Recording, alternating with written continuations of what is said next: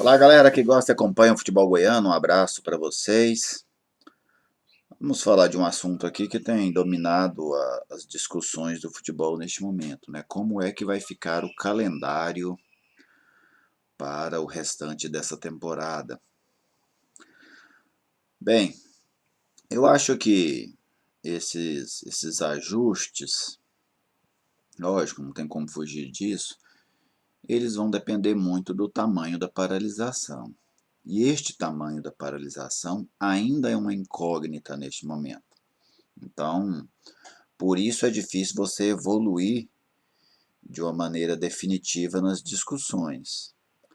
Mas mesmo assim você pode mantê-las. Daqui a pouco eu explico como. Nós temos aí inicialmente, e eu vejo muitos apostando nisso, teremos uma paralisação aí de 15, 20 dias. Eu acho isso surreal, né? Eu não acredito que nós teremos futebol no Brasil neste semestre. Nós estamos em março, esse semestre vai até junho, né? Eu acho muito difícil a gente ter futebol neste semestre. Basta você olhar outros casos. A China, por exemplo, ela parou no fim do ano passado. Até agora não retornou. Está acabando o mês de março. E pegando até uma fala do ministro da Saúde, Luiz Henrique Mandetta, ele prevê, estimula que até julho o Brasil ainda estará crescendo no número de casos. Uma estabilização é projetada para o mês de agosto. Ou seja, hoje nós sentimos os reflexos desta pandemia apenas nessa questão de ficarmos de quarentena. Nós ainda não temos hospitais lotados, o Brasil já tem mortes, e um número considerável de mortes, 34 pessoas, mas a tendência é de que esse número cresça mais nestes próximos meses. Então, a projeção é de que teremos aí 60, 90 dias de muitas dificuldades para o país, especialmente para o setor da saúde. E isso vai atingindo as famílias, vai atingindo a população. Então, uma paralisação hoje, o tamanho dela ainda é essa incógnita. E a definição do calendário depende diretamente do tamanho da paralisação. Mesmo assim, por que eu digo que já é possível ir avançando?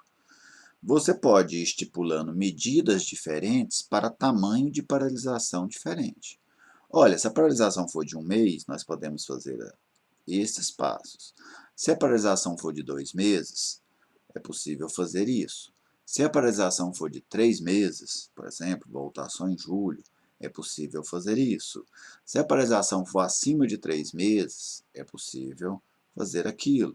Então, porque você já deixando isso pré-determinado, quando você tiver lá na frente um esboço do retorno, né, das atividades, você já pode avançar naquele plano que você já determinou, né?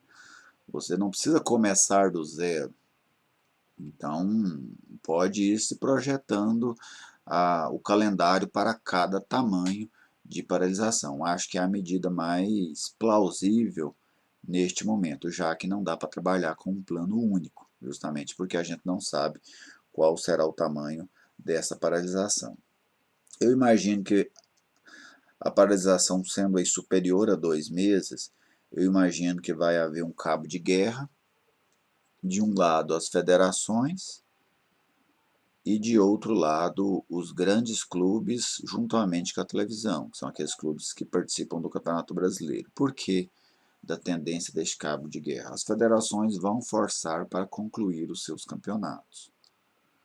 E estes clubes, juntamente com a televisão, vão forçar para que o Campeonato Brasileiro não saia do seu esboço inicial, ou que pelo menos tente segui-lo, mesmo que não seja começando na mesma data, mas que se mantenha, por exemplo, a forma de disputa.